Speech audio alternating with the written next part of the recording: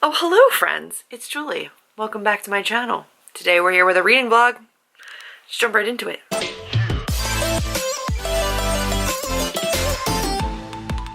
Today I have decided to finally read some of the Bite Me box, which I don't think exists anymore. It was a paranormal romance book box. I was all about it. Usually you got exclusive printings of indie books that were only available in ebook, and then they were exclusively printed for the Bite Me box. So like if you wanted these books in print, you had to get this box, and it was great. It was cool. I loved it. And then I don't think they make boxes anymore. One of the boxes was vampires. The other box was Fae Romance. Don't mind me, but I'm currently in the process of editing a book with Fae, with romance. And I was like, do I want to read these books? Yes. Is it going to take me away from editing my book? Yes. Is this smart? Probably not. Nope, probably not. But I think they're going to be quick. So I'm going to allow myself the weekend. I'm going to vlog as much as humanly possible. It is Friday right now. Let's see what I can get done, because next week I have off. So like I have time to work on the book. So I'm going to give myself some time to binge read some books. Let's go over what we have. Fae's Captive Special Edition 1 and 2 by Lily Archer. This is books 1 and 2 of the Fae Captive series. This is a captivating tale of a human woman transported to the Fae world where her fated mate, a Fae king, awaits. Enter this engrossing adventure with a special edition of the first 2 books of the Fae Captive series. Taylor, after being drugged by a horrible roommate, she wakes up imprisoned in an alternate universe full of terrifying creatures.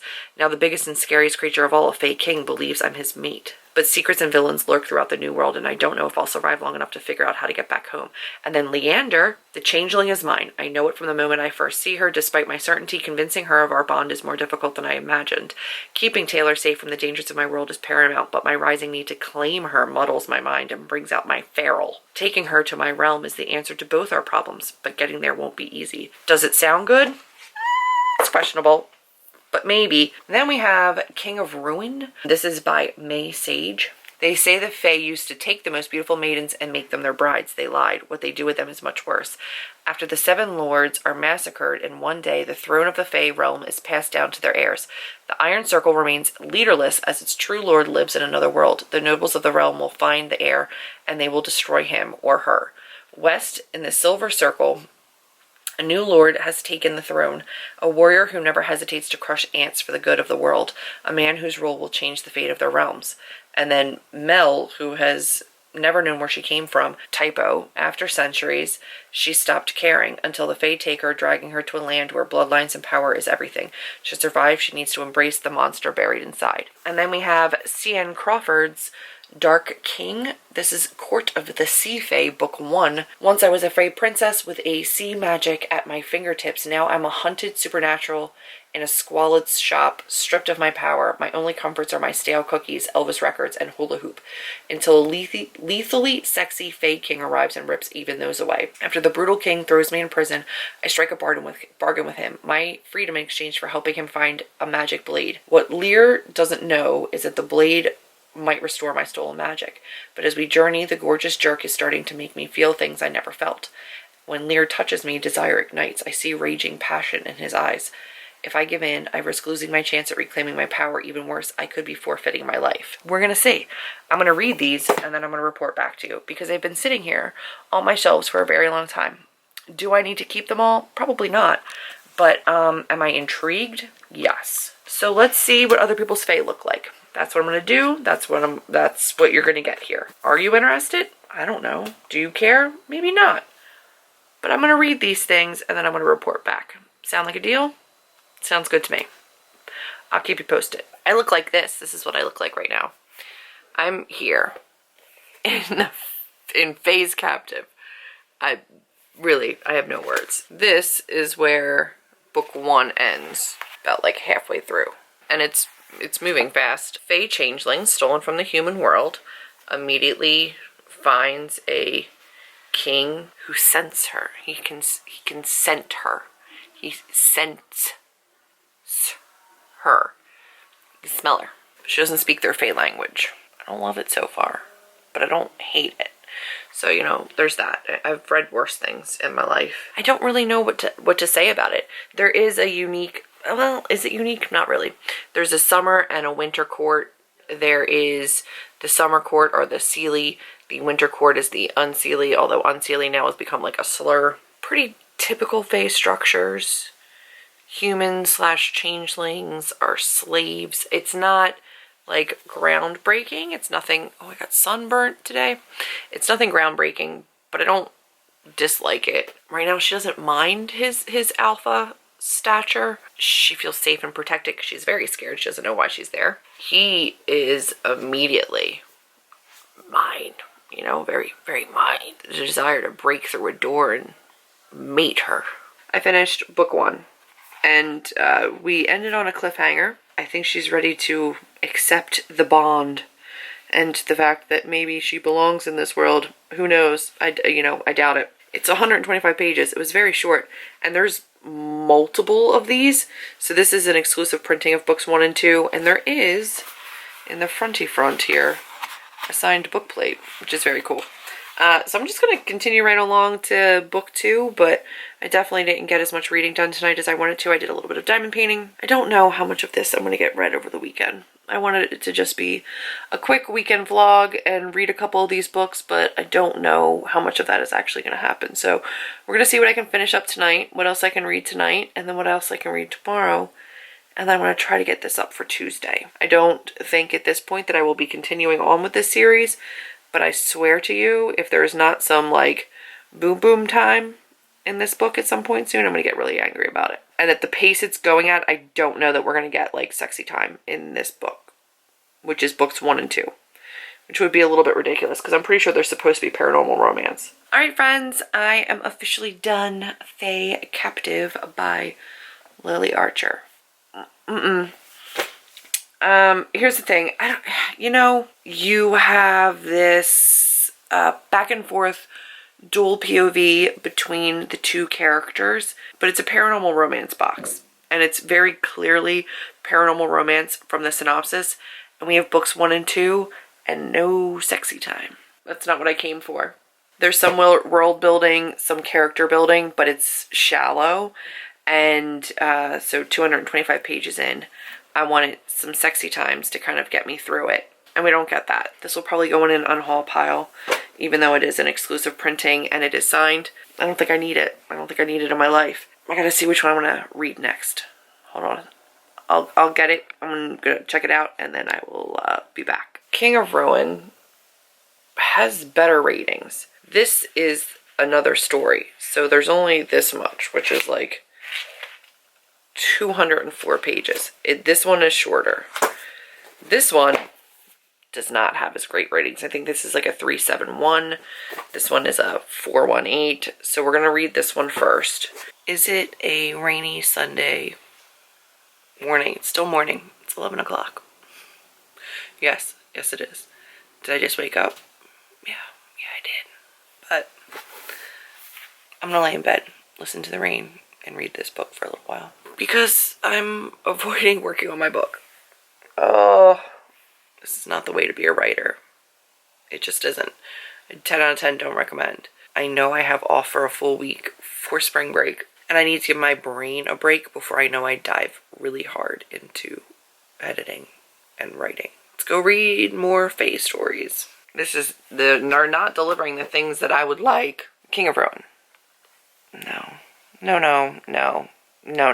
We have a goddess kidnapped. She's one of the seers, one of the prophecies of the Greek mythology, taken to the Fae realm. But they're like older, ancient. There was time travel. They traveled from Earth into other dimensions. It was like part sci-fi. Like, I don't understand anything that just happened. She was there with another inmate. I don't understand.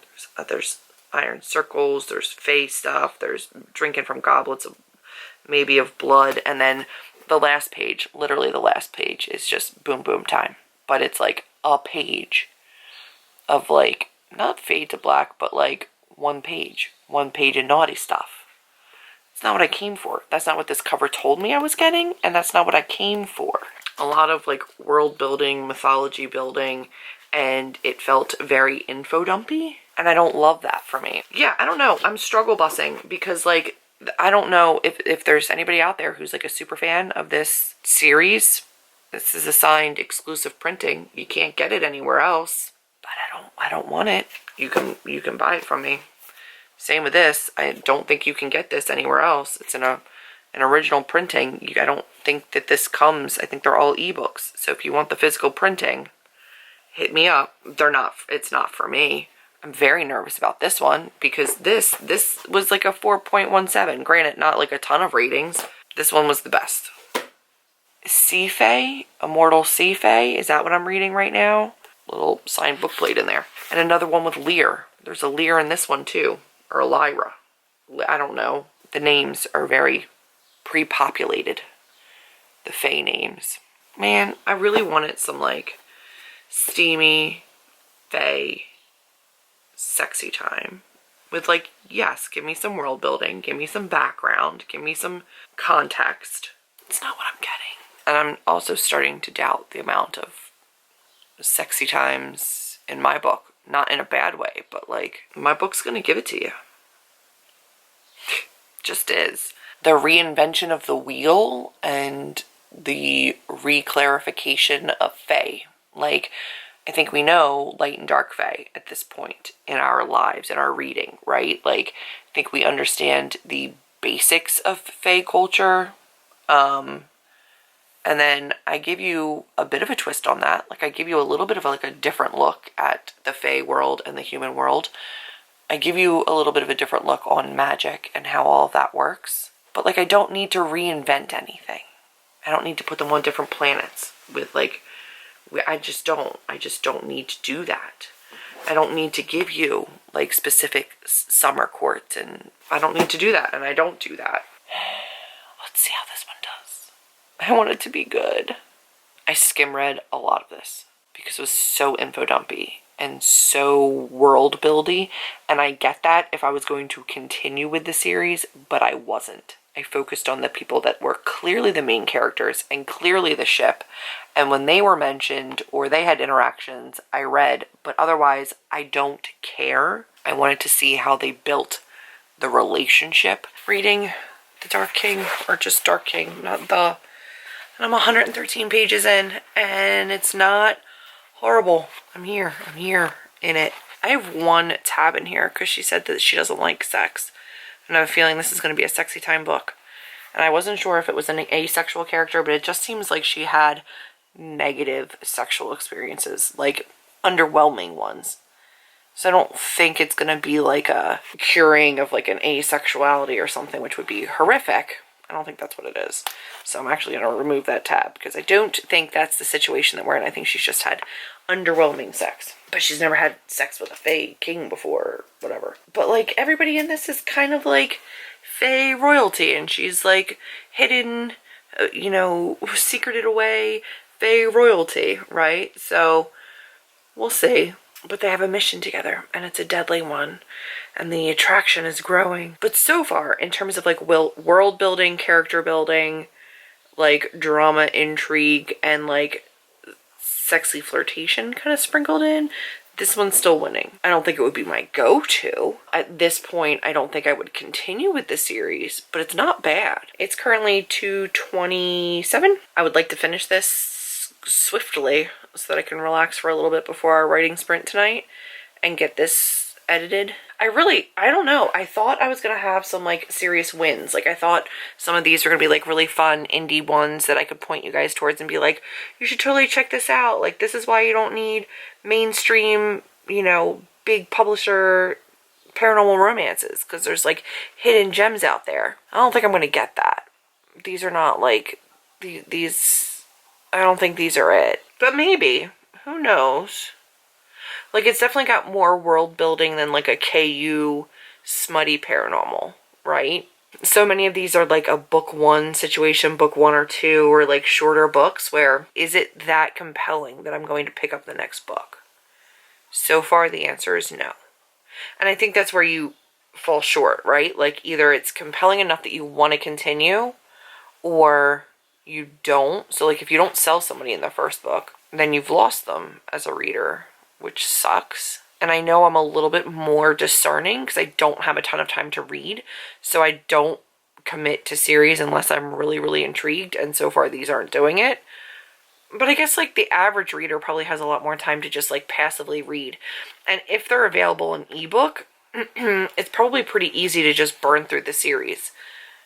Especially if they're on KU or something. Like, these would be ones if I did a Kindle clean out. These would be ones I'd probably be like, I'm never going to read these again. They didn't stand out. I don't remember enough about them. I'm just going to delete them off my device. Like, I certainly don't need the physical copies. If anybody's like a super fan of these authors or super fan of these series and would like the physical copies, because maybe we can, like, I don't know, trade books or I can sell them. I don't think I'm going to need them, but they're cool. I don't think I'm going to need them. All right, I'm going to go back to reading. I will keep you posted. I'm here now, page 167. So now I'm definitely halfway. I think this is 290 pages. So I'm almost done. Not almost done. I'm further. And I will say this one definitely has more sexy vibes, more like angsty, will they, won't they, like they will, but like more angsty kind of a situation to it. And I enjoy the conundrum that the characters are in, the like, I need you for this end, but then you need me for this end kind of a thing where they're like forced together, very like hate to love, hate to lust, hate and lust together. But also there's a lot of random words and like mystical phrases or magical words that like, I almost want like a glossary. And then there's names that are like almost identical to the names, like an actual name of a person that's like identical to the name of like a beast that tries to kill them. Like, I don't understand why they went with certain words. The sexual tension is ramping up. Who knew pulling glass from somebody's butt cheeks could be so appealing? It can be. So yeah, it's this is not bad. It's not horrible. Do I need to continue with the series still? No, I don't. Do I need to keep this book on my shelf? No, but it's not awful. This one is a little bit more fleshed out in terms of like character and relationships, even though that one was a book 1 and 2. This one has more sex appeal, more sexy time vibes, almost like a more believable hate to lust situation. The other one was just like, you are my mate and thus you must lust me. But then also no payoff through books 1 and 2. This one is already getting at least like a modicum of like, oh, okay. It is done. The vlog is over. I have finished The Dark King. Or just Dark King. Court of the Sea, Fae, book 1. And honestly, I enjoyed it. And it left off on a cliffhanger that like, I could be down for.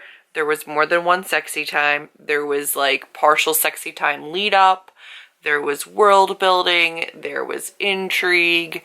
There was like an unusual attachment to a human, which I feel like always happens with the Fae, but like whatever. Stand out. This was the best one of the bunch.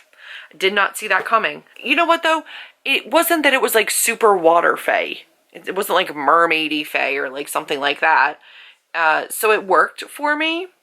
Overall, is it perfection? But it was good. This is an author that I could probably read from again if it was a subject or maybe something else that I was like super, super into. Or if the second one of this came around and it was like free on Kindle or something. No, probably not. Still probably not. But like, it wasn't bad. I would give this a solid 3 stars. I rated this one 2.5. I would probably give this one a 2, a 1.5. I didn't love it. Didn't love this one. This one was at least fast-paced. This one at least moved. But this one was the least, still had like Alpha Fae kind of vibes about it, but also had like a strong female main character who was also very capable. This one we just had like, oh, the poor woman. She did have powers, but like, meh. This one, human, completely out of place in the Fae world, which I think you were eventually going to learn she wasn't actually human, but like for all intents and purposes through books 1 and 2, just a human with no powers in this Fae world having to adapt. This one though, this one was pretty cool. I like strong heroines. In the realm of the whole, you know, Fae Paranormal Romance, it was probably the most romancy, because the rest were not. In terms of like Fae that you would recognize, this one probably not one of those things. This one was kind of more Fae that you would recognize. It had a very much like Sarah J. Maasai kind of like court division, you know, like good and bad Fae and you know, light and dark Fae for the Fae captive. This one, I didn't get. I just don't understand it.